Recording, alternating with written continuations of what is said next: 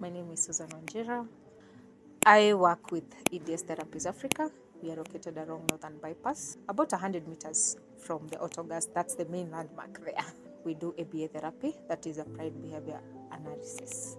ABA is basically, it's more of a therapeutic approach on how we teach kids to help improve behaviors and also teach them new skills. Kids who are at the risk of developing neurodevelopmental conditions or those already diagnosed. When you talk about diagnosis, we have diagnoses like autism, we have ADHD, we have intellectual disability, so all neurodevelopmental conditions. Yeah. For example, we'll talk about, we have kids who are non-verbal. So with non-verbal kids, you realize most of them will communicate via either pointing at an object, either tapping, or just holding your hands to show you where it is. So that's almost like communication. That's how they communicate. So one of the ways that we teach them how to even communicate better is by, one, we use pictures.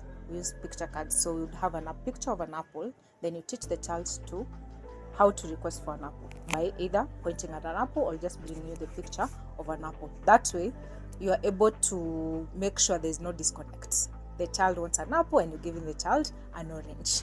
So once you teach the child how to communicate either by pictures, either by tapping or pointing, you're teaching them a new way of communicating. That is already a new skill. Because we always say there's a reason as to why a behavior is happening. So you need to know what is triggering this. If we call it aggressiveness, what is happening before.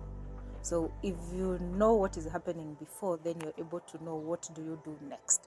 Would say, for example, a child wants an apple and you've just told the child no, and the child does not take no.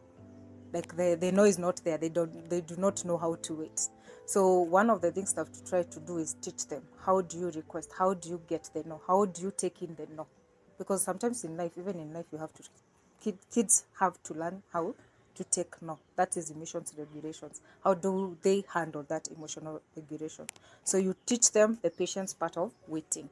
Now you'll have the apple after 2 minutes. Once you teach that child consecutively, 1 day, 2 days, 3 days, by 2 weeks, it is stuck. That for me to get an apple, if mommy says, wait for 2 minutes, I don't have to cry about it. I'll wait for 2 minutes and I'll get an apple. So you just guide them through. Let them know what, but the main thing is know what is triggering that behavior, because a behavior, aggressiveness does not just come up.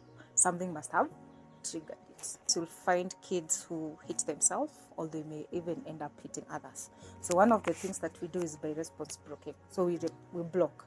If you see a child is hitting, you can either block the hand or you direct the hand to do something else. Basically, what we do, we advocate for early intervention.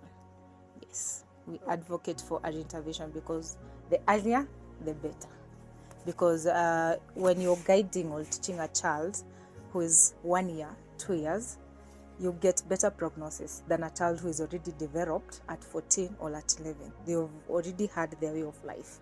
So by the time you're coming them to teach something new at 14, they're already used to a new way of, they're already used to their way of life. So when you're coming in to introduce something else, it takes longer. It works, but it takes a bit longer.